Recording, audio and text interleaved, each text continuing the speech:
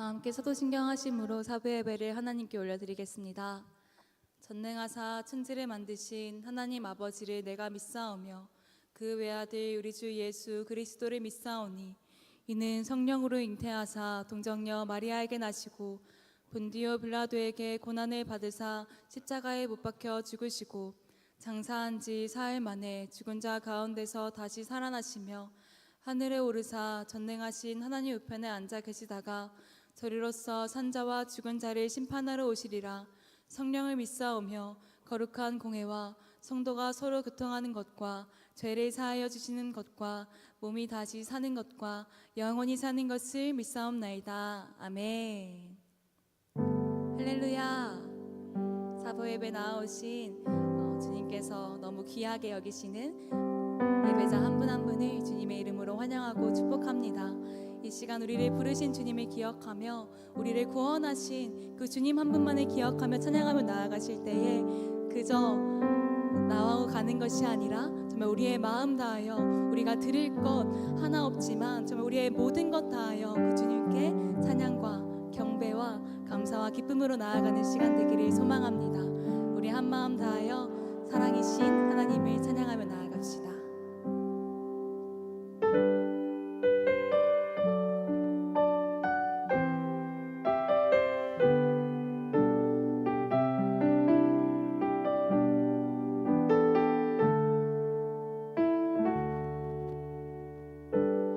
하늘보다 높으신 주 사랑 바다보다 넓으신 주 사랑 나를 향한 크고 높으신 사랑 헛되고 헛된 그 모든 것 내게서 멀리 거두셨네. 나의 수치 찬양되었네. 영원히 감사드리리 주님의 그 은혜 날 찾아주신 그 사랑 오 주님 내 전부 사랑해요 경배해요 나 주 위에 살리 영원토록 신실하신 주 사랑이 전하리. 하늘보다 높으신 주 사랑 바다보다 넓으신 주 사랑 나를 향한 크고 높으신 사랑 헛되고 헛된 그 모든 것 내게서 멀리 거두셨네. 나의 수치 찬양되었네. 영원히 감사드리리 주님의 그 은혜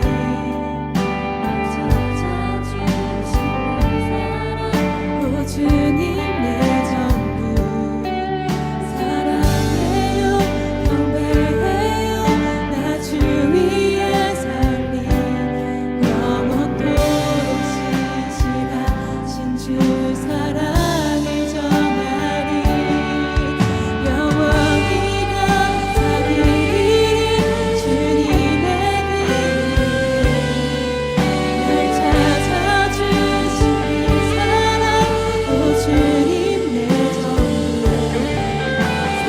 사랑해요 경배해요 나 주 위에 살리 영원토록 신실하신 주 사랑을 전하리.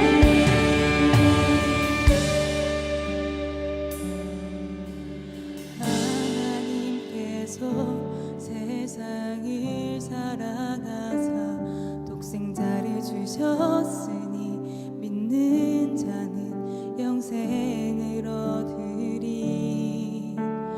하나님께서 세상을 사랑하사 독생자를 주셨으니 믿는 자는 영생을 얻으리. 하나님께서 세상을 사랑하사 독생자를 주셨으니 믿는 자는 영생을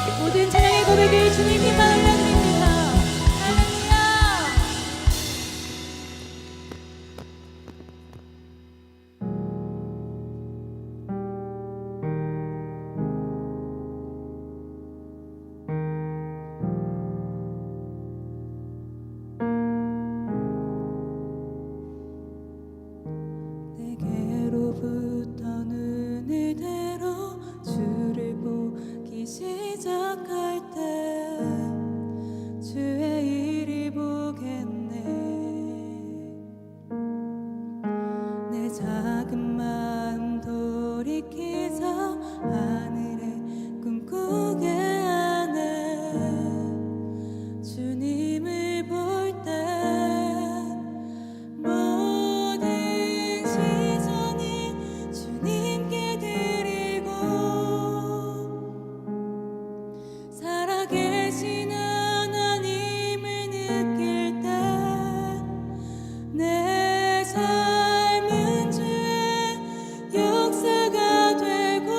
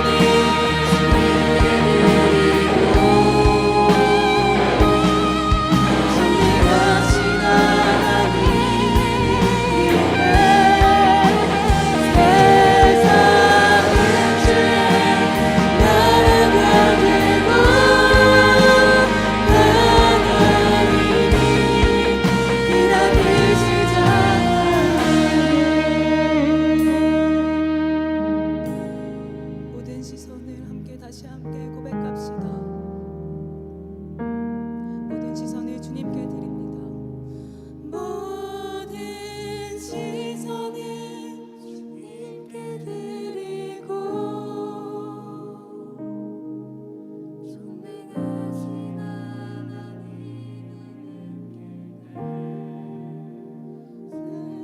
세상은 죄 나라가 되고 하나님이 모든 시선을 주님께 드리고 모든 시선을 전능하신 하나님을 느낄 때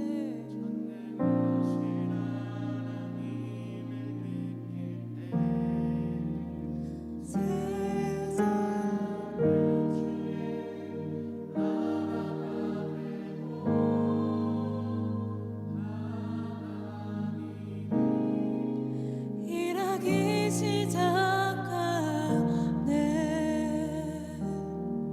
이 시간 함께 기도합시다. 주님, 이 시간 눈을 들어 주님을 바라봅니다. 모든 시선을 주님께 드립니다.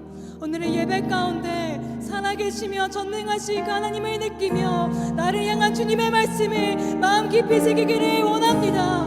말씀이 우리를 움직이는 은혜가 충만한 예배 되게 하여 주시옵소서. 주님의 이름만이 높임받는 예배, 주님만이 영광 받으시는 예배가 되기를 원한다고 이 시간 한 마음으로 주님의 이름을 부르며 함께 기도하며 나아가겠습니다.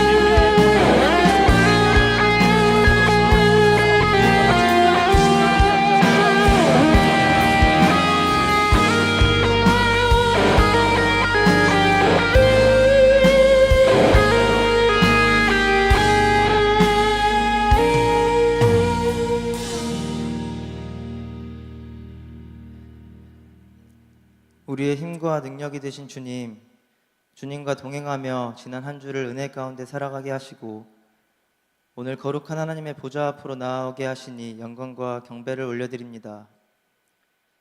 이 시간 온 마음과 정성으로 주님께 나아가오니 이 예배가 하나님의 말씀 앞에 무릎 꿇고 삶이 새로워지는 거룩한 만남의 시간이 되게 하옵소서. 말씀을 전하시는 담임 목사님께 하늘로부터 부어주시는 신령한 지혜와 권능을 더하여 주셔서 선포되는 말씀이 능력으로 임하고 청년들의 삶에 믿음의 돌파가 있는 시간이 되게 하옵소서. 파워프레이즈 찬양팀의 찬양을 기쁘게 받아주시고 예배를 섬기는 모든 손길 위에도 감사와 기쁨이 넘치게 하옵소서. 영광과 존귀받기 합당하신 주님, 동산교회가 이 땅 가운데 복음으로 살아 숨쉬는 공동체가 되게 하시고 말씀과 기도 안에 견고히 뿌리내리며 세대를 잇는 복음의 통로가 되게 하옵소서. 어제 청년부 운동회를 통하여 교제하며 사랑으로 하나 되는 공동체의 기쁨을 경험하게 하시니 감사드립니다. 계속하여 모이기를 힘씀을 통해 연합의 은혜가 풍성히 넘치게 하옵소서. 이번 주 금요일부터 시작되는 추석 연휴 기간 가운데 동산의 청년들의 오고 가는 길을 지켜주시고 하나님께서 주시는 풍성한 은혜로 가득한 시간이 되게 하옵소서. 나라와 민족을 위하여 기도합니다. 그리스도의 피로 값주고 사신 한국교회가 더욱 주님을 닮아가는 온전한 제자의 삶을 살아가게 하셔서 보내신 곳에서 선교적 사명을 감당하는 교회가 되게 하옵소서. 온 열방의 예배를 받기에 합당하신 하나님, 한 영혼이 주께 돌아와 예배자로 서게 하기 위하여 지금도 복음 전파의 사명을 감당하고 계시는 선교사님과 사역을 붙들어 주셔서 능히 감당할 힘과 지혜를 부어 주옵소서. 오늘 드려지는 이 예배와 이후에 드려질 우리의 삶의 예배를 통해 오직 주님 한 분만 높임 받으시기 원하며 감사드리며 예수님의 이름으로 기도합니다.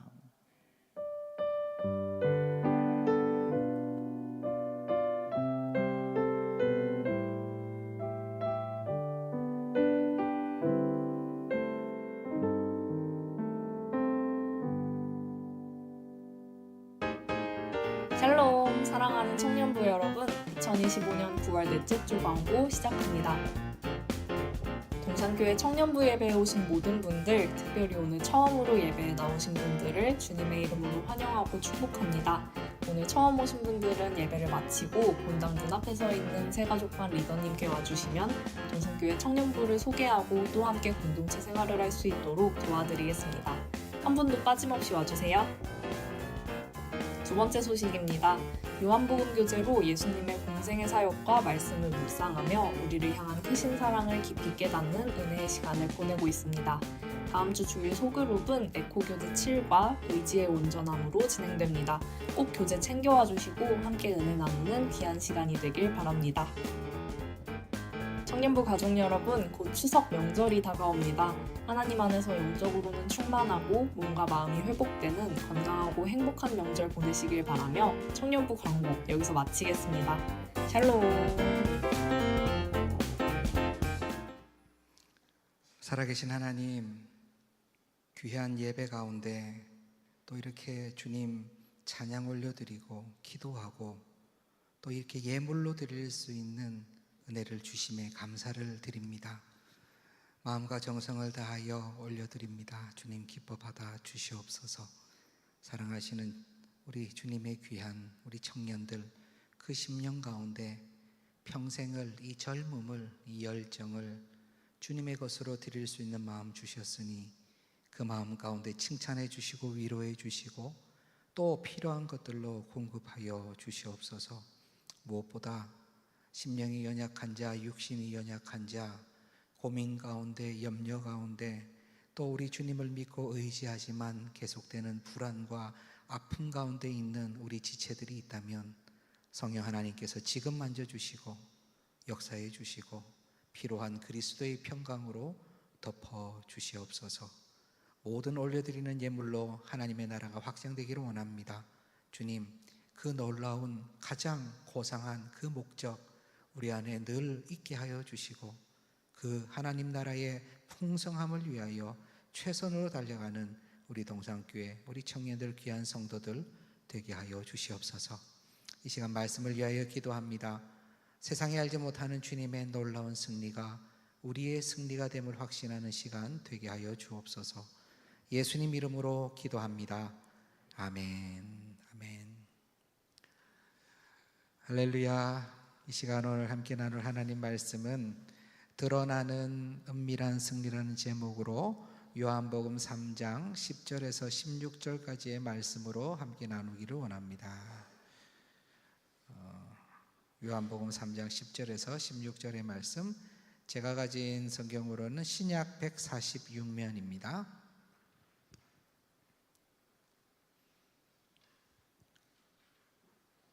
찾으신 줄 알고 10절부터 16절까지를 제가 봉독하도록 하겠습니다. 하나님의 말씀입니다. 예수께서 그에게 대답하여 이르시되 너는 이스라엘 선생으로서 이러한 것들을 알지 못하느냐? 진실로 진실로 내게 이르노니 우리는 아는 것을 말하고 본 것을 증언하노라. 그러나 너희가 우리의 증언을 받지 아니하는도다. 내가 땅의 일을 말하여도 너희가 믿지 아니하거든. 하물며 하늘의 일을 말하면 어떻게 믿겠느냐? 하늘에서 내려온 자 곧 인자 외에는 하늘에 올라간 자가 없느니라. 모세가 광야에서 뱀을 든 것 같이 인자도 들려야 하리니 이는 그를 믿는 자마다 영생을 얻게 하려 하심이니라. 하나님이 세상을 이처럼 사랑하사 독생자를 주셨으니 이는 그를 믿는 자마다 멸망하지 않고 영생을 얻게 하려 하심이라. 아멘. 이름 얘기를 좀 해보려고 합니다. 제 이름이 뜻이 참 좋아요. 예.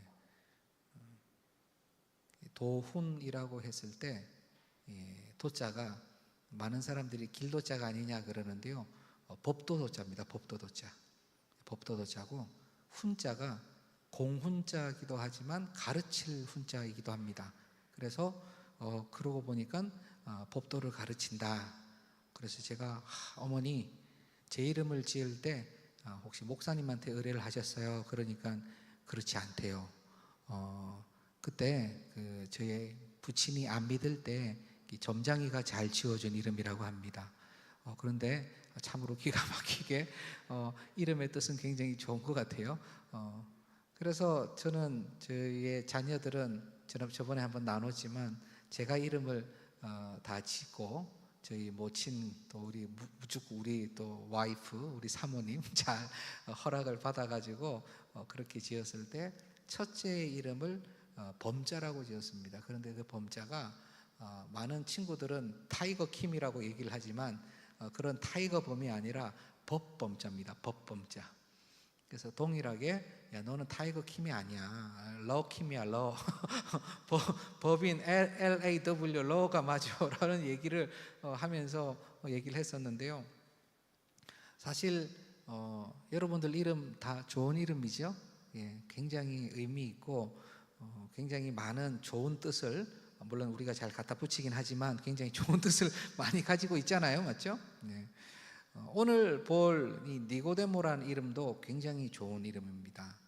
제가 1부부터 3부까지 쭉 봤지만 이 니고데모라는 이름이 이렇게 좋은 이름인지 몰랐다 하시는 분들이 계셨어요. 한번 보여주실래요? 예, 니고데모는 니코데모스라고 하는 헬러 그대로입니다. 당시에 유대인인데 어떻게 헬러어식 이름을 가졌을까 의문을 가지는 분들도 있어요. 그런데 그 당시의 문화는요, 빌립도 헬러어식 이름입니다. 빌립도. 예. 이요한 역시 헬라어식 이름으로 음력이 가능한 것입니다. 일반 서민들도 그래야지만 공회원들 높은 사람들도 다 히브리식 이름, 헬라식 이름 다 가지고 있었어요. 더 존귀한 사람들은 라틴어식 이름도 있었습니다. 부르기 나름이죠. 그래서 니고데모는 헬라식 이름이 맞아요. 그런데 앞에 있는 니코가 바로 니케 승리의 여신 니케의 신 들어보셨죠? 브랜드도 나이키가 거기서 나왔죠. 승리고 그 옆에 있는 데모스는 디모크라시 할 때 또는 데몬스트레이션 할 때 드러내다 또는 백성, 국민 뭐 이런 뜻입니다. 그래서 이름이 끝내줘요. 백성의 승리 또는 백성에게 승리를 가져다 주는 자. 너무 완벽한 이름 아닙니까? 딱 쓰는 순간 저 사람 백성의 승리구나. 근데 이분이 굉장히 존경받는 이스라엘 전체에서 70명 중에 한 명 되는 뛰어난 엘리트 율법 바리새인이고 정치 지도자였고 또 굉장히 인지도가 있었던 것 같아요. 그래서 이름도 니고데모죠. 그런데 이 니고데모가 성전 다툼, 성전 정결 사건으로 막 일이 있고 나서 또 예수님이 아마도 좀 다른 표적도 행하셨던 것 같아요. 요한복음에 기록은 되어 있지 않지만 그랬을 때 그 소문을 듣거나 아마 멀리서 보았는지 모르겠지만 니고데모는 이분이 혹시 메시아가 아닐까라는 생각에 심장이 두근거렸던 것 같아요. 꼭 이분을 봐야 되겠다. 그래서 예수님을 찾아가는데 민망해서 그 당시에 예수님에 대한 평가는 안 좋았습니다. 예수님을 보면서 다 사기꾼이라 그러고 율법을 어기는 사람들을 선동해가지고 율법을 지키지 못하게 하는 사람으로 이미 성전 정결 사건 이후에 이미 유명해졌어요. 그러다 보니까 좀 민망하기도 하고 조심스럽기도 하고 해서 야밤에 예수님을 찾아갑니다. 칠흑같이 어두웠겠죠. 가로등이 있는 것도 아니고 뭐 차량이 있는 것도 아니고 자기 앞길만 밝히면서 찾아간 예수님께서는 그를 반겨주시죠. 니고데모는 예수님을 보자마자 랍비여 당신이 행하시는 표적을 보니까 하나님이 보내신 분이 정말 분명합니다 라는 고백을 하게 되고 예수님께서는 이 자가 바로 이스라엘의 지도자며 또한 율법 선생인 것을 아셨기에 이야기를 합니다. 무슨 이야기를 합니까? 그렇죠. 사람이 거듭나지 않으면 하나님 나라를 볼 수 없단다. 거듭난다. 사람이 다시 태어나지 않으면 하나님 나라를 볼 수 없단다. 보통 우리가 이런 얘기 들으면 우리는 지식도 있고 문화도 있으니까 뭔가 좀 영적인 거듭남, 존재의 쇄신 뭐 이런 생각을 할 텐데, 이 니고데모는요 뭐라고 대답하냐면, 사람이 늙으면 어떻게 날 수 있습니까? 두 번째 모태에 들어갔다가 날 수 있습니까? 라고 질문을 합니다. 알만한 양반이 왜 이러나, 시비를 거나 아니면 진짜 몰라서 이러나 여러 생각이 날 수도 있지만 지금 느낌으로는 정말 몰라서 그런 것 같아요. 어떻게 늙어서 모태에 다시 들어갈 수 있습니까? 그러니까 주님 또 말씀하시죠. 사람이 물과 성령으로 나지 아니하면 하나님 나라에 들어갈 수 없느니라. 여기서 물과 성령이라고 했을 때 이 부분만 놓고 많은 논란들이 있어요. 이게 뭐냐? 물은 세례고 뭐 성령은 불세례냐? 뭐 다 있지만 지금 보았을 때 가장, 우리 천국 가서 여쭤봐야 되지만 이 물의 역할은 시스템의 역할이지만 이 역시 성령의 사역으로 보는 게 거의 맞을 것 같아요. 그래서 물 곧 성령으로 나지 아니하면 이렇게 보셔도 돼요. 물론 물을 세례로 봐도 됩니다. 그런데 이것을 세례로 보았을 때에 세례가 없으면 구원이 없냐라는 질문을 할 수도 있어요. 제가 여쭤볼게요. 우리 동산교회 청년분은 아주 수준이 높으시니까 세례 안 받으면 천국 못 갑니까? 어때요? 예. 이럴 때는 가만히 있는 게 최선이죠. 예. 예수님을 믿음으로 천국에 가죠. 세례는 그 다음에 따라오는 거예요. 다음에 따라오는 거예요. 그런데 중세 시대만 해도 세례를 못 받으면 천국 못 간다는 생각을 했어요. 그리고 세례를 받으면 절대 죄를 지으면 안 된다고 생각했어요. 그건 돌이킬 수가 없다. 세례받고 중죄를 저지르면 이거 참회하려면은 엄청난 고행과 금욕과 어려움을 겪어야지 이거 겨우 용서해 주신다라는 그런 정서가 있었어요. 그래서 세례를 빨리 받았을까요? 늦게 받았을까요? 가능하면 늦게 받는 거예요. 늦게. 죽기 직전에 세례 받고 딱 죽으면 되는 거예요. 근데 그게 어떻게 뭐 마음대로 되나? 사람이? 그렇게 미루다가 어느 날 갑자기 낙상해가지고 죽었대. 엄마야, 세례도 못 받고 어떡하지? 천국 못 갔는데 어떡하지? 신부님 어떻게 해요? 이런 케이스는 애매하기 때문에 애매한 연옥이 있습니다. 이렇게 되는 거예요. 그럼 이 사람의 세례를 대신할 수 있는 무엇인가를 남아있는 가족들이 막 하는 거예요. 그래서 종교전쟁 때 십자군 전쟁에서 십자군 파병으로 나서면 무슨 얘기를 했어요? 십자군 전쟁에 내가 군인으로 나가면 그것이야말로 천국행 티켓을 사게 되는 것이다. 그리고 내가 이렇게 하게 되면 세례받지 않고 죽은 당신의 가족들도 천국 직행으로 하게 된다라는 말까지 나오게 된 거예요. 그것 때문에 종교개혁이 물론 이게 직접적인 이유는 아니에요. 도화선이 된 것뿐이지 실제적인 이유는 수많은 중세의 신학적 썩음, 말씀으로 돌아가지 않고 관행과 자신의 생각으로 지내온 것 때문에 종교개혁이 진행이 된 것입니다. 그들이 정도에서 벗어나서 정통에서 벗어났기 때문에 정통으로 돌아오는 것이 바로 The Reformation, 종교개혁으로 진행이 된 거거든요. 그러니까 물과 성령으로 나지 않았다라는 것은 성령으로 나지 아니하면 하나님 나라에 들어갈 수 없다, 이 말씀을 하신 거예요. 그러면서 또 한마디를 붙이십니다. 바람이 임의로 불매 네가 그 소리는 들어도 어디로 와서 어디로 가는지 잘 알지 못하지. 그렇지, 성령으로 난 사람이 그래. 모태에 들어갔다가 다시 나오는 그런 게 아니야. 사람이 그냥 태어나는 것은 어머니가 진짜 이렇게 아이를 가지고 배가 불러오고 출산을 하고 그러면 그 아기가 태어나고 얼마나 아름다운 모든 과정입니까? 눈에 보이잖아요, 맞죠? 아이가 태어나고 아이가 자라고. 그런데 성령으로 난 사람은요, 눈에 보여요, 안 보여요? 안 보인다는 거예요. 바람이 여기서 와서 저기로 불러가고 저기서 저기로 불어가는 것을 모르는 것처럼 모른다는 거예요. 그런데 예수님, 너희가 그 소리는 들어도 라고 돼 있죠. 바람이 부는 것 알아요, 몰라요? 알아요. 알기는 알아요. 부는 건 알아요. 어디서 어디로 가는지는 몰라도. 성령으로 난 사람이 그렇다는 거예요. 성령으로 났다는 것을 알지만 어떻게 이렇게 되고 영적으로 났는지는 잘 모를 수 있다는 거예요. 그게 바로 성령으로 난 거다. 그러면서 예수님이 이제 조금 성경을 보면요, 나중에 읽어보세요. 조금 좀 이렇게 니고데모한테 이렇게 넌지시 푸시를 하는 느낌이 들어요. 너는 이스라엘 선생님에서 그거 모르니? 그거 몰라서 되겠어?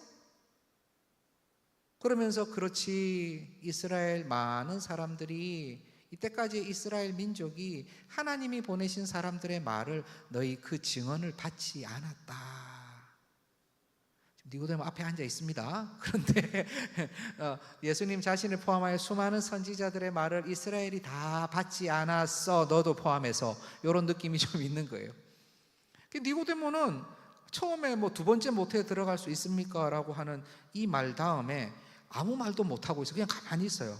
듣고 있습니다. 마음이 상했는지 자존심이 상했는지. 그러다가 예수님 말씀하시죠. 모세가 광야에서 뱀을 든 것처럼 나의 인자도 들려야 하리라. 무슨 말이지? 니고데모는 모세가 광야에서 뱀을 든 사건은 잘 알고 있어요. 율법 교사니까, 모세오경이 나오니까. 출애굽하다가 이스라엘 백성이 완전 우리 하나님께 불평하다가 뱀들, 불뱀에 물리잖아요.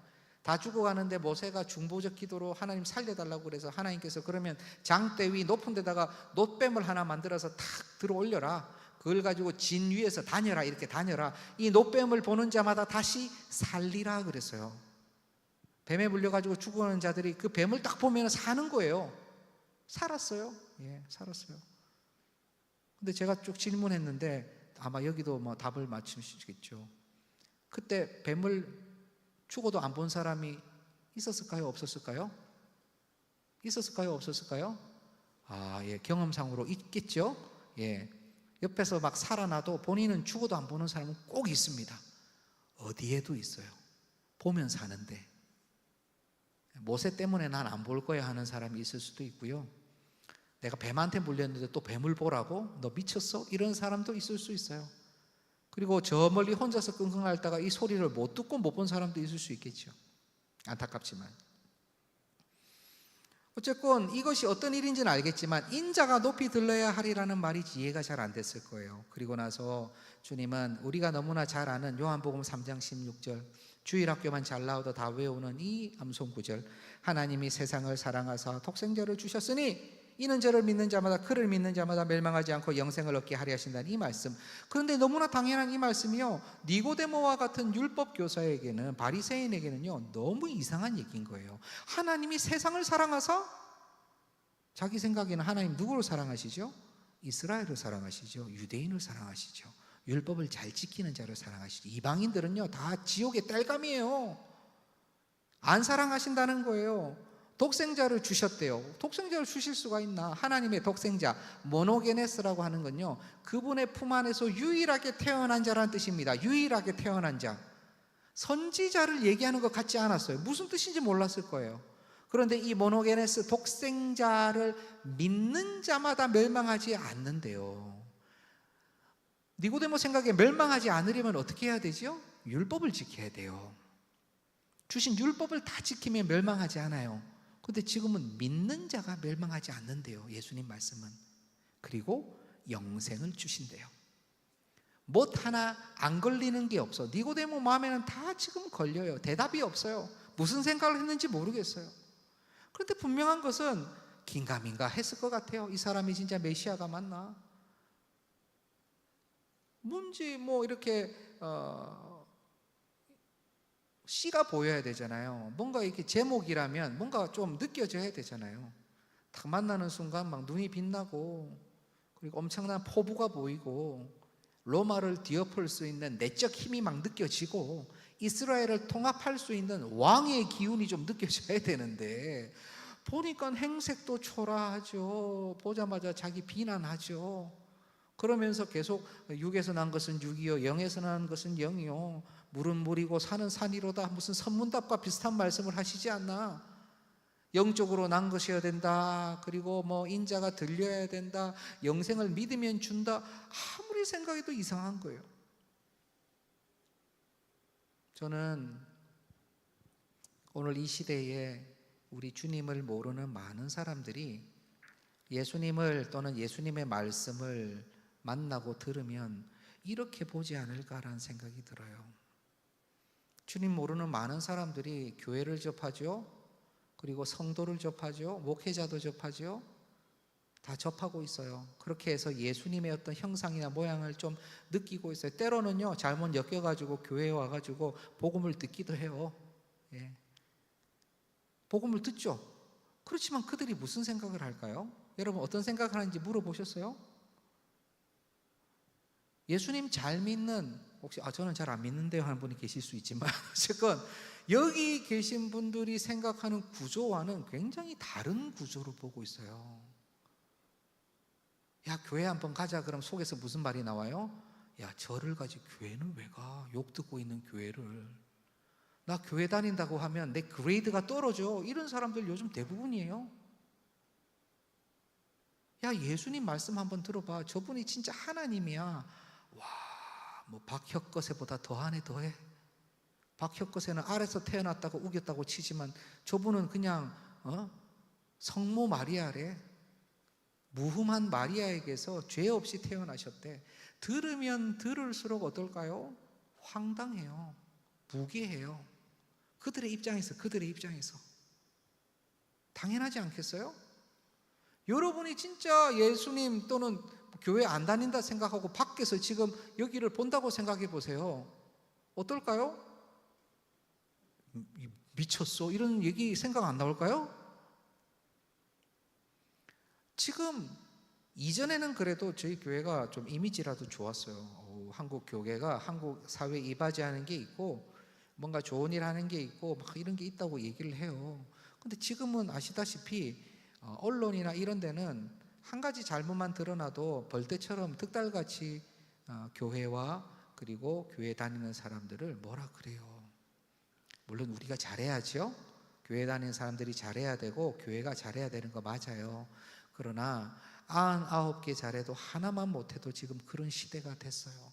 저는 개인적으로 속에 화가 있어요. 그런데 분이 있어요. 열받아요. 왜냐하면은 수많은 사람들하고 그런 디베이트나 이런 얘기를 많이 해도 어떤 얘기를 하냐면요, 막 뭐 이 하나님에 대한 얘기부터 해가지고 다 할 수도 있겠지만, 야, 교회가 왜 그러냐? 하나님이 세상을 사랑한다고? 그럼 세상이 왜 이 모양이냐? 그럼 사실은 우리 하나님의 정의론에 관해서 나눠봐야 되거든요. 충분히 저는 설명할 수 있어요. 그러나 그 설명할 때까지 저 사람이 기다려주지 않아요. 이미 그 얘기하고 떠나기를 원해요. 설명을 듣고 싶은 게 아니에요. 그 사람들은. 예수라는 사람이 왜 그러냐? 너희는 왜 그러냐? 교회는 왜 봉사하고 구제 안 하냐? 너희들끼리 그렇게 좋다고 하냐? 너희 왜 세금 안 내냐? 할 말이 너무 많아요. 왜 세금 안 낼까요? 세금 내요. 그리고 세금 안 내는 건요, 이거 제가 법적으로 얘기할까 봐 제가 굉장히 걱정이 되는데, 이건 굉장히 중요한 문제입니다. 여러분들 다 이런 데 좀 뛰어나셨으면 좋겠어요. 이미 다 낸 세금 안에서 따로 수집이 되는 것이 교회 공동체 NGO 단체예요. 우리는 NGO 단체도 아니지만 원래 여기에 부과를 하면 이중 부과가 되는 거예요. 여러분 그런 거 아세요? 잘 모르시죠? 몰라도 돼요. 그런 거 몰라도 돼요. 제 얘기는 뭐냐면요, 그럼에도 불구하고 기분이 나쁘니까 너는 지금 야단 맞아, 이런 분위기가 있단 말이에요. 아무리 맞아도. 교회가 왜 봉사와 구제 안 해? 우리 봉사 구제해요. 그러나 제가 이렇게 말씀드려요. 죄송합니다만 교회의 설립 목적은 예수님께서 교회를 세우셨을 때 구제하고 봉사하라고 세우신 게 교회가 아니에요. 그거 하는 거 맞아요. 맞는데 우리는 복음 증거하러, 예수님 증거하라고 교회 세우신 그게 첫 번째예요. 하지만 우리는 구제 봉사해요. 아니야, 너희 안 해. 우리 합니다. 어느 정도로 하냐? 이 땅에서, 우리 한국에서 교회가 구제와 봉사에 있어서 독보적으로 1, 2와 2위의 차이가 비교할 수 없을 정도로 최고로 많이 해요. 최고로. 여러분 저기 어디 불교가 많이 할 것 같아요? 네버입니다. 네버. 캐톨릭이 많이 할 것 같죠? 많이 해요. 많이 하는데 우리랑 비교할 수가 없어요. 캐톨릭 엄청 많이 하는 것 같은데 머리가 좋아요. 머리가 좋아. 여러분 머리가 좋아요. 어떤 것은 드러내고 빼고 이미지로 잘 해야 될 것들이 있어요. 우리는 완전 바보들이에요. 그렇게 치자면. 하지만 이거는 제 통계가 아니에요. 국가에서 내는 통계예요. 아무 때나 가서 여러분 확실하게 얘기하셔도 돼요. 실제로 종교부를 맡고 있는 국가 공무원들은요 다 알아요. 다 알아. 그들이 더 잘 알아요. 아유 목사님 억울하시죠? 예수 믿는 사람도 아니에요. 저기 뭐 불교 여기는요 그런 거 하나도 안 하지만 돈은 엄청 벌어요. 뭐 저기 파크라든가 저기 뭐 절사 이런 데 들어가면서 내는 이런 거라든가 거기야말로 언터처블 쓰고. 여러분 우리는 죄송해요. 자꾸 우리 보고 바보라 그래서 제가 하도 화가 차서 분이 나서. 세상이 그렇게 본다는 거예요. 예수님을 그렇게 본다는 거예요. 교회를 그렇게 본다는 거예요. 예수님에 대한 소식을 들어도요, 예수님 말씀을 직접 들어도 그 당시의 사람들처럼 그냥 스쳐 지나가요. 스쳐 지나간다고요. 니고데모도 그렇게 예수님의 스토리에서 싹 사라지는 것 같아요. 아무 말이 없어요. 예수님 한번 말씀하셨지. 시간이 흘러서 안식일이 되었습니다. 기적의 역사로 예수님께서 안식일날 사람을 고쳐주셨어요. 그런데 그때 또 바리새인들 대제사장들이 득달같이 달려듭니다. 달려들어서 와 이런 놀라운 기적을 행하시다니. 아니에요. 왜 주일에 일하느냐고 따져들었어요. 주일에 일했대요. 의료행위를 했다는 것입니다. 주일에 기적이라도 일으키면 안 되는 거예요. 그 사람들 입장에서는. 뭐 예수님은 당연히 안식일에 죽음에 놓여 있는 자를 풀어주고 아픈 자를 해방시켜 주는 게 당연한 게 아니냐, 그게 하나님 뜻이다라고 얘기했지만 대제사장 바리새인들은 그걸 받지 않았죠. 사람들이 막 대제사장 바리새인들한테 얘기했어요. 저 사람 어떻게 해야 되냐. 그래서 하인들을 보냈어요. 잡아들이라고. 하인들이 갔어요. 갔다 그냥 왔어요. 대제사장과 바리새인들이 왜 그냥 왔냐. 그러니까 하인들이 저렇게 얘기하는 사람 처음 봤습니다. 이런 얘기를 해요. 내가 대제사장이었으면 굉장히 답답했겠죠. 야 진짜 이거 어떡하냐. 그래서 하인들한테 얘기합니다. 너희도 미혹되었느냐?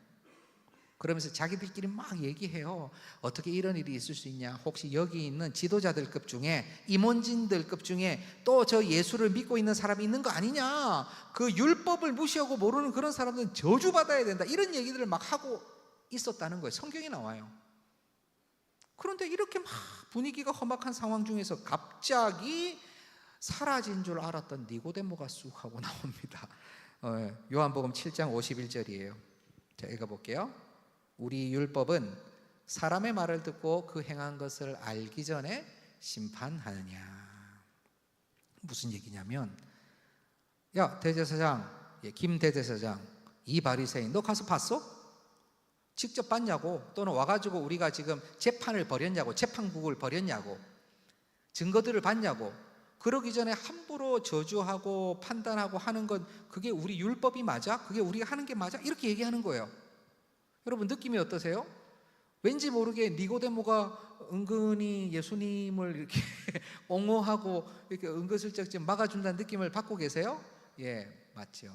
그러나 대제사장과 바리새인들도 똑같이 그 느낌을 받았어요. 그래서 뭐라 그러냐면, 야 너도 갈릴리 출신이지? 너 갈릴리 출신이지? 갈릴리에서는 선지자 못 나온다니까. 너 왜 그래? 너 이상한 데 빠져가지고 너 그런 거 아니야? 저번에 자꾸 그 예수라는 사람 관심 가지더니 너 지금 이런 느낌의 얘기를 또 하는 거예요. 막 그러다가 이제 각자 집에 가고 그냥 끝나요. 역시 또 이 니고데모의 이야기는 또 사라집니다. 굉장히 소극적으로 은근슬쩍 발을 살짝 손을 내밀었다가 엄마 하고 놀라서 아마 회수를 했을지도 모르죠. 좀 옹호하고 변호하려고 하다가 아마 니고데모의 마음에는 이분이 그래도 정말 메시아가 아닐까, 진짜 신적인 부분이 있는데, 무엇인가 특별한 것이 있는데 내 마음이 두근거리는데, 모르겠어요. 니고데모가 어떤 생각을 했는지. 굳이 완전히 막아서고 싸우진 않지만 은근히 변호하거나 좀 옹호하는 것, 마치 우리들의 모습 같죠? 예, 우리들의 모습 같죠? 뭐 학교라든가 직장에서 교회 사람은 이러면 안 돼, 뭐 이러면 다 그런 건 아니에요. 이 정도? 예, 다 그런 건 아니에요. 예. 뭐 도대체 뭐 종교가 문제야, 뭐 다 뭐 이러면 종교마다 달라요, 뭐 이 정도 얘기. 우리는 대부분 이런 비난과 평가에 침묵합니다. 싸워봐야 감정만 상하고, 또 뭐 해서 이긴다고 해가지고 전도될 것도 아닌 것 같고, 괜히 내가 또 드러나게 또 옹호했다가 나 혼자 뭐 그냥 매드맨 광신도 찍혀가지고 회사에서나 학교에서 생활하는데 불편해질까봐 항상 적정선을 유지하죠. 실제로 세상에서는 공정함을 바로 잊어버리게 되니까. 그런데 우리 주님은 어떠셨어요? 우리 주님 공생애를 딱 시작하시면서 어떻게 하셨죠? 바로 자신을 드러내셨어요. 자신을 다 드러내셨어요. 모든 잘못된 것들을 고치시며 하시고 싶은 말씀, 해야 하실 말씀들을 그대로 다 하셨어요. 우리도 지금 어떻게 보면 제자로서의 여정이 시작되었는데 우리는 좀 언더커버 같아요. 밀사 같아. 암흑 속에서 일을 해요. 이 안에서는 주님의 시선, 주님의 영광, 부활의 증인하는데 딱 나가면은 다시 여기를 기약하며 세상으로 나아가는 경우가 많다는 것이죠.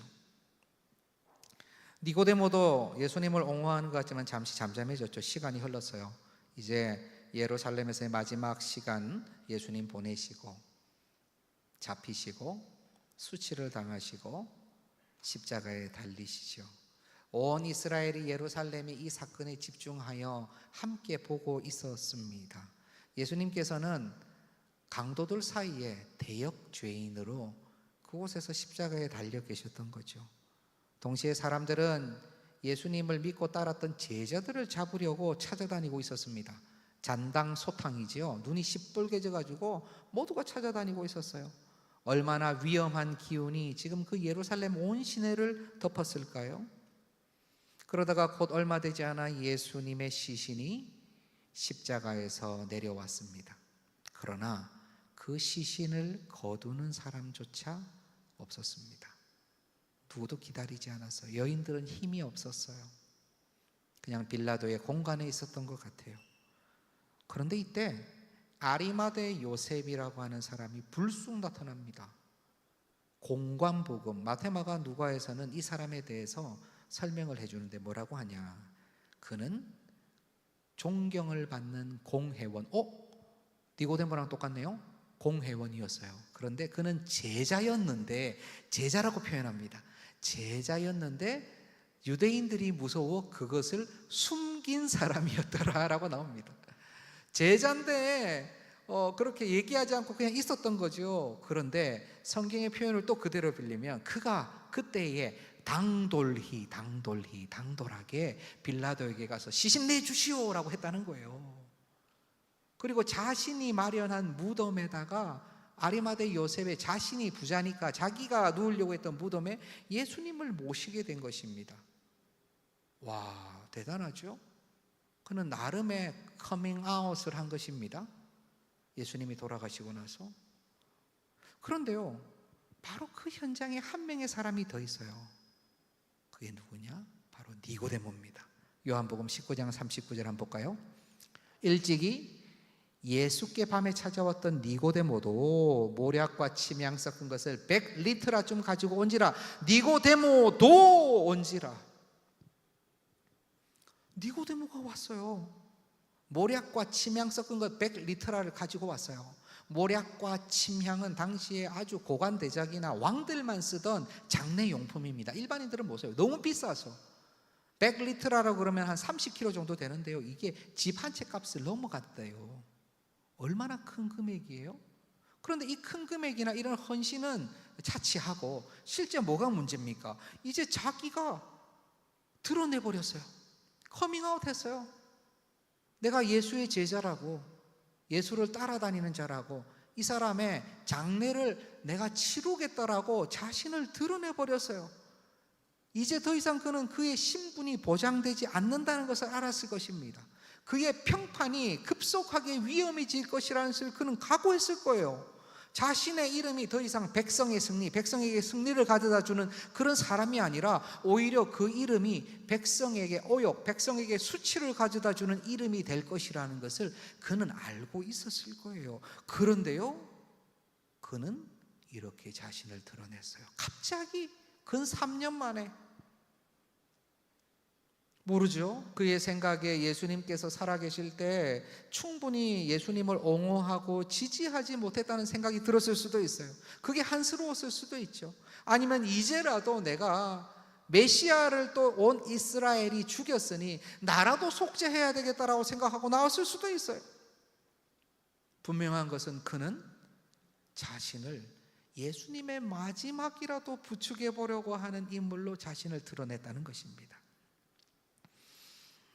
미켈란젤로라고 잘 아시죠? 얼마나 유명한 사람입니까? 르네상스 시대에 다비드상, 최후의 심판, 수많은 작품들이 있는데 그가 또 만든 유명한 작품 중에 피에타 시리즈가 있어요. 피에타라고 하는 것은 슬픔, 애통, 비애라는 어떤 단어이죠. 그런데 이 피에타라는 주제로 많은 작가들이 많이 만들었어요. 그런데 특별히 피에타라고 하는 순간 뭐를 떠올리냐면 바로 이 작품을 떠올립니다. 예수님이 마리아에게 안겨있는 그 모습을 거의 전형적인 피에타라고 봐요.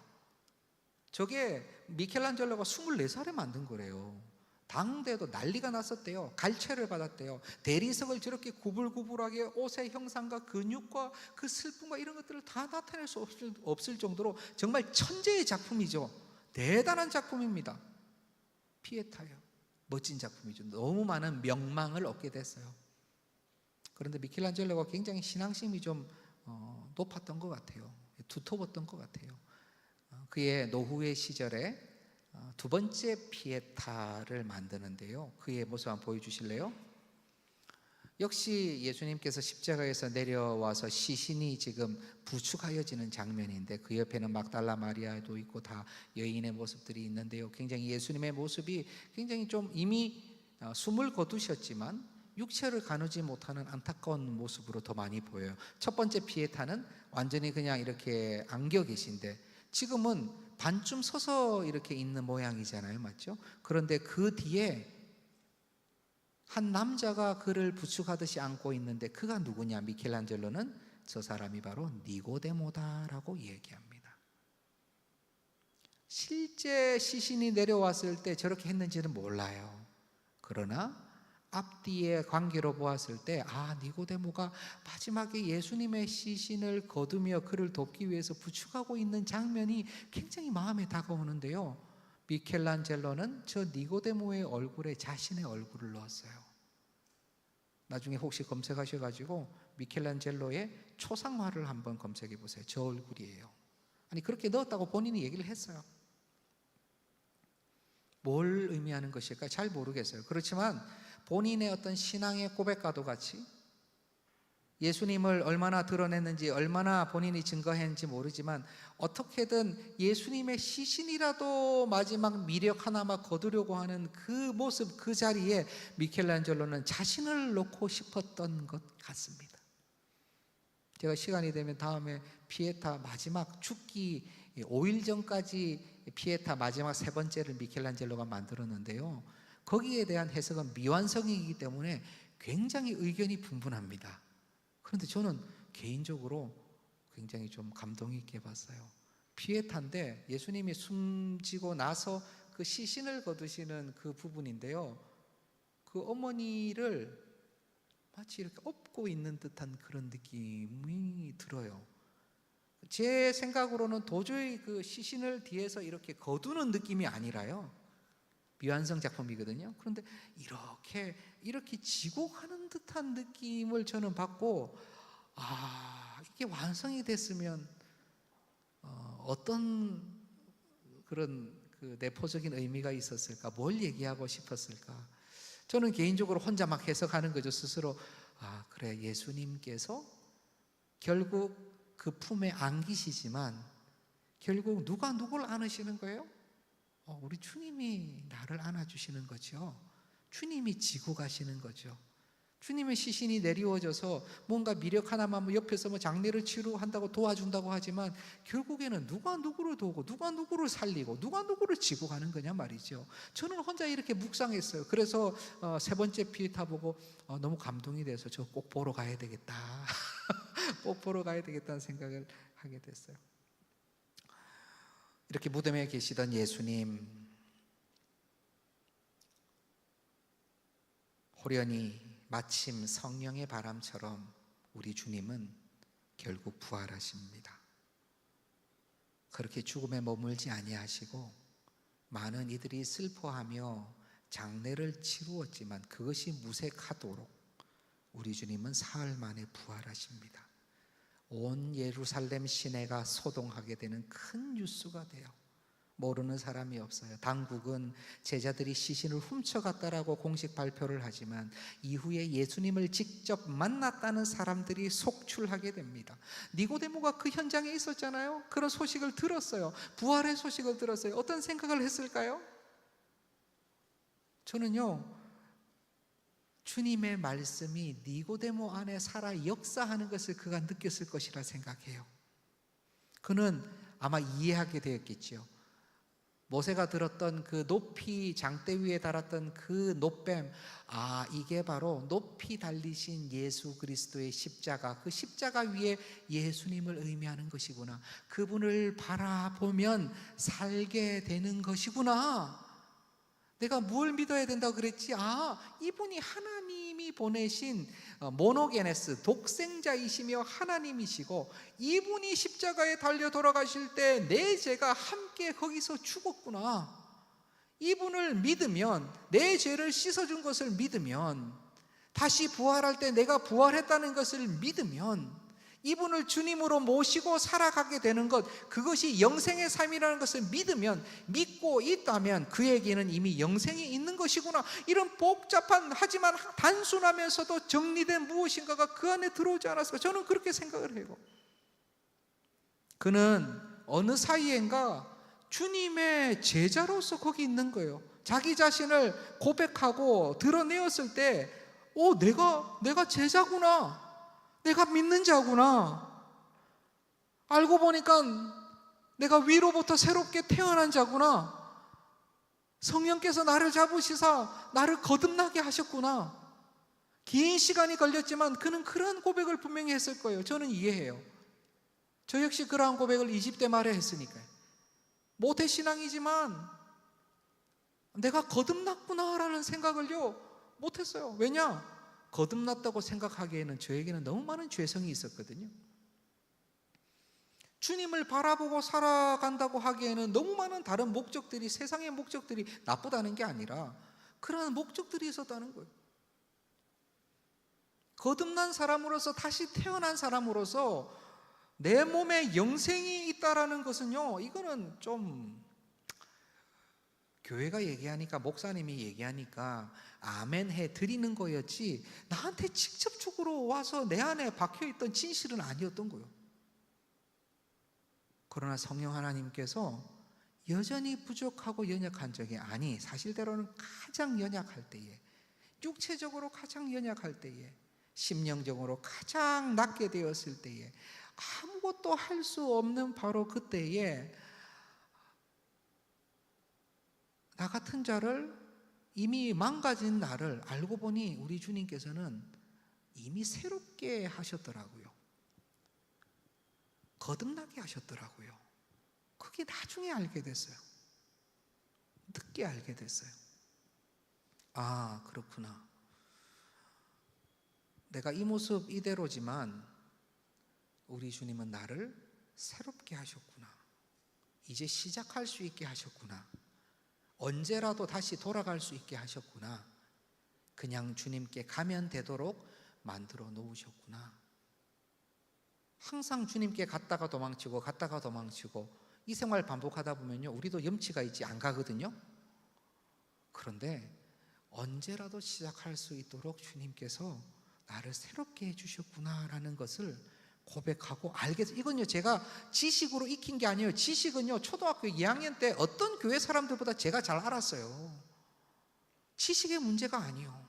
성령께서 나를 새롭게 하사 내 안에 말씀으로 말미암아 절대 부정할 수 없는 확신으로 다가오는 거예요.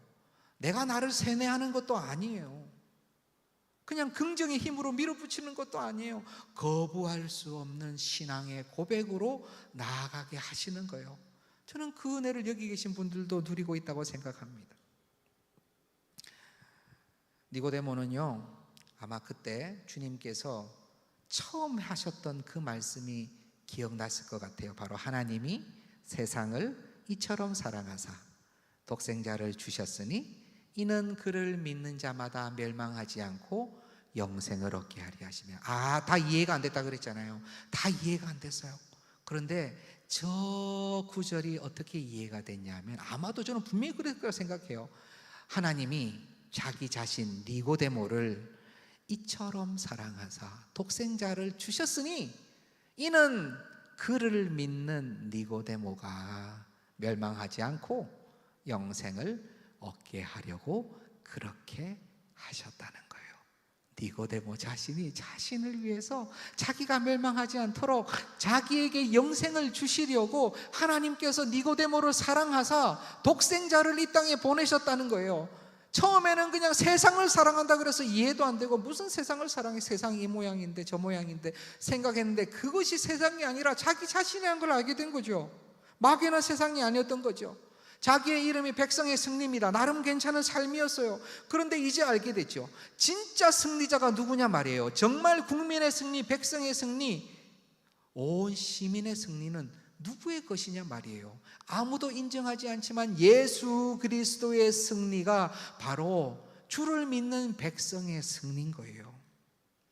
그것은 감추어졌고 축소되었고 무시되었고 밟혔지만 결국에는 제자들의 심령 가운데 작은 승리로 큰 승리로 자리 잡게 되고, 니고데모 안에 자리 잡게 되고, 12제자 안에 자리 잡게 되고, 오늘 이 시간까지, 바로 지금 여기까지 수많은 하나님의 백성의 심령들 가운데 그 승리가 자리 잡게 되고 선포되고 숨겨질 수 없어서 드러날 수밖에 없어서 산 위의 마을처럼 온 우주를 밝히면서 드러나고 있는 거예요. 지금도 드러나고 있는 거예요.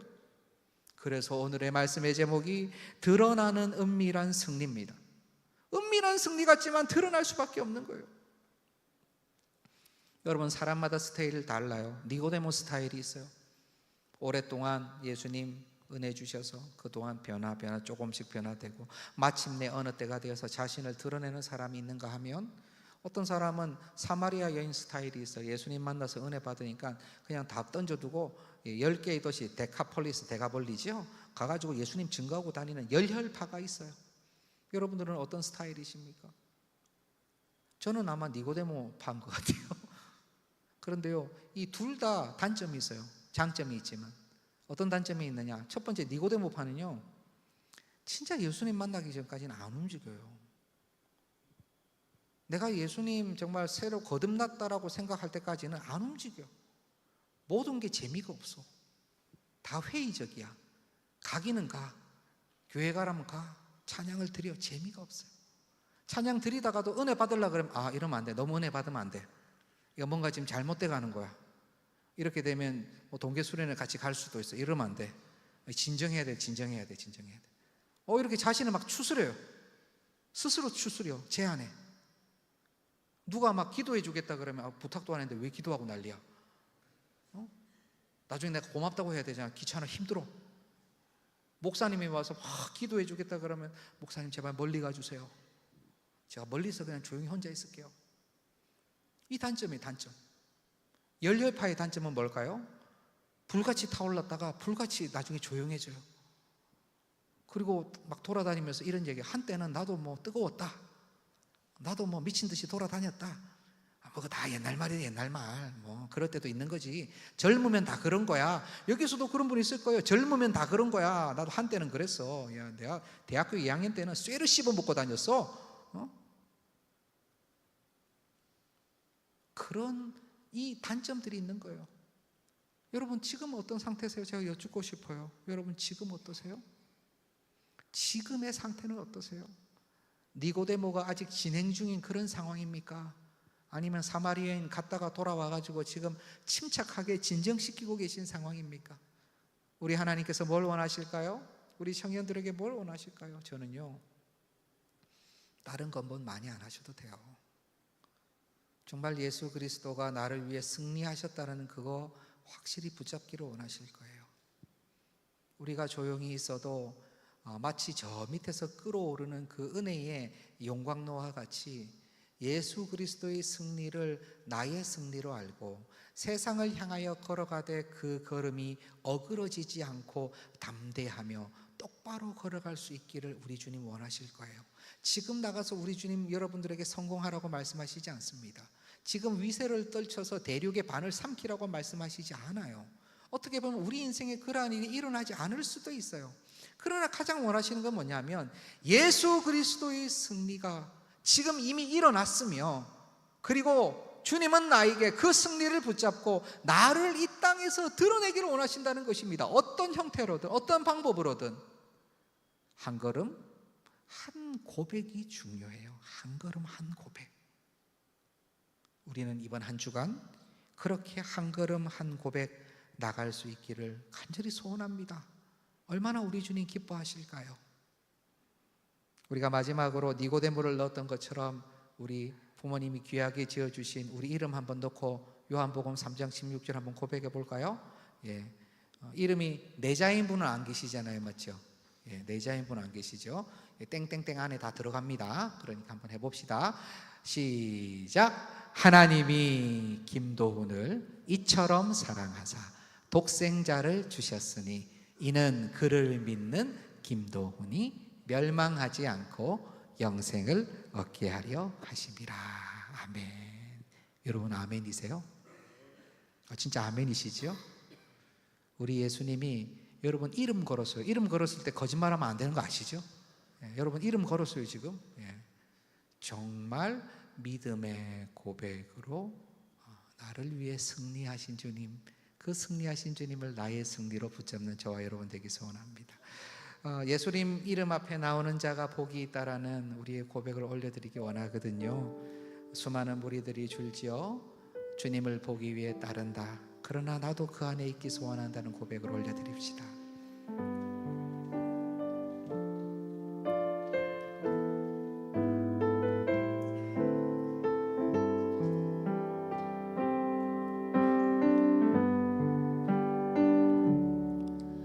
수많은 무리들 줄지어 그분을 보기 위해 따르네. 평범한 목수이신 그분 앞에 모든 무릎이 꿇어 경배하네.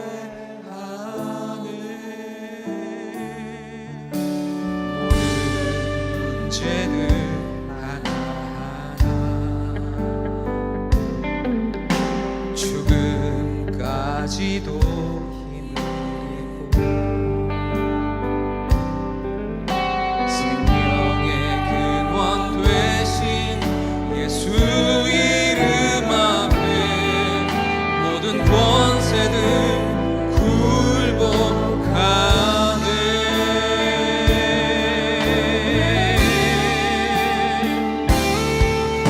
예수 이름 높이세. 능력의 그 이름 예수 이름 높이세. 구원의 그 이름 예수 이름을 부르는 자, 예수 이름을 믿는 자, 예수 이름 앞에 나오는 자 복이 있도다.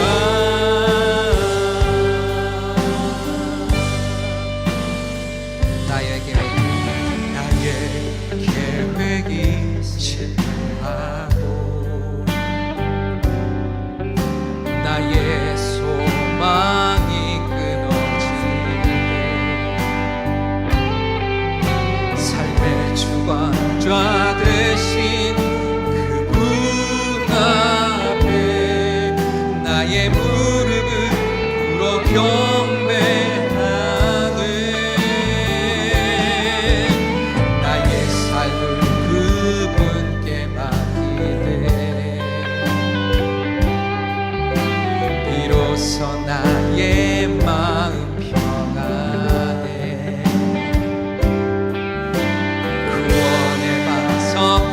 계신 예수 이름을 소리 높여 찬송하네.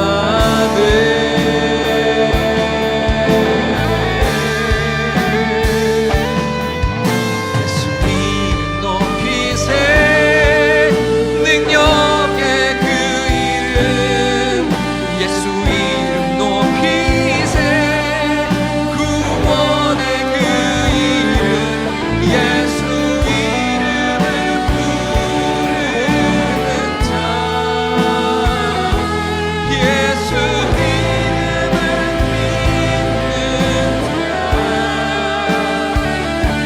예수 이름 앞에 나오는 자 복이 있도다. 우리 다시 한번 예수 이름 높이세.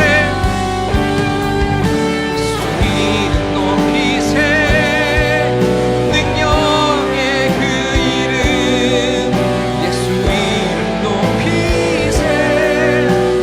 높이세 능력의 그 이름 예수 이름 높이세 구원의 그 이름 예수 이름을 부르는 자 예수 이름을 믿는 자 예수 이름 앞에 나오는 자 복이 있도다. 우리 마지막 후렴을 목소리로만 한번 고백하기 원합니다. 예수 이름 높이세 높이세 능력의 그 이름 예수 이름 높이세 구원의 그 이름 예수 이름을 부르는 자 예수 이름을 믿는 자 예수 이름 앞에 나오는 자 복이 있도다.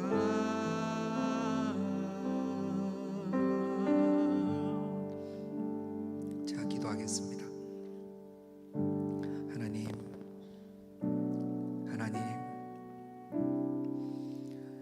니고데모가 찾아왔지만 우리 주님께서 니고데모를 불러주셨음을 잘 알고 있습니다.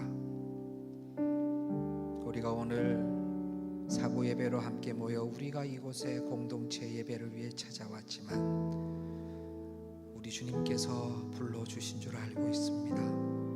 주님 감사합니다.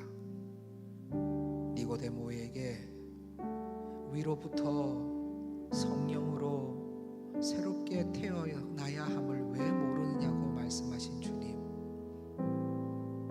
높이 들린 나를 바라보면 너희가 영생을 얻을 것이다. 니고데모가 돌아오기를 원하며 니고데모가 오직 예수 그리스도 자신을 바라보기를 원하시며 그렇게 말씀해 주신 주님은 오늘도 우리에게 말씀해 주시는 줄 압니다. 주님, 저희가 참으로 쇠약합니다. 우리의 심령이 때로는 너무나 비참합니다. 한 걸음 떼기도 힘들어 그러나 말할 수 없어 혼자 삭힐 때도 많이 있습니다. 그러나 나를 위해 이 땅에 오시고 나의 승리를 위하여 십자가를 감당하시고 끝내 승리하신 주님께서 나를 새롭게 하신 것을 알기에 오늘 그 주님의 승리를 우리의 승리로 나의 승리로 붙잡습니다. 주님, 이제 이후에 우리의 걸음을 담대케 하여 주옵소서. 사랑하는 동산의 청년들의 이제 이후의 한 소절을 즐겁고 아름답게 만들어 주옵소서. 여전히 변하지 않는 환경 가운데 있지만 담대히 예수 그리스도의 승리를 바라보며 끝내 안아주실 우리 주님 기대하며 그래도 이 땅 살만하다고 고백하며 성령 하나님과 함께 담대히 걸어가는 우리 모두가 되게 하여 주시옵소서. 이후에 계속되는 우리 GBS, 우리 샘모임 가운데도 성령 하나님께서 역사해 주실 것을 간절히 소원하며, 이제는 우리 구주 예수 그리스도의 은혜와 아버지 하나님의 말할 수 없는 크신 사랑과 성령 하나님의 교통하심이 때마다 주 예수 그리스도의 이름 앞에 나와 교회를 위하여 나를 위하여 이루신 그 승리를 나의 것으로 삼아 온 세상에 담대히 선포하기를 간절히 소원하는 동산의 모든 신실한 청년들 머리 위에 이제부터 영원토록 함께 하시기를 간절히 축원하옵나이다. 아멘.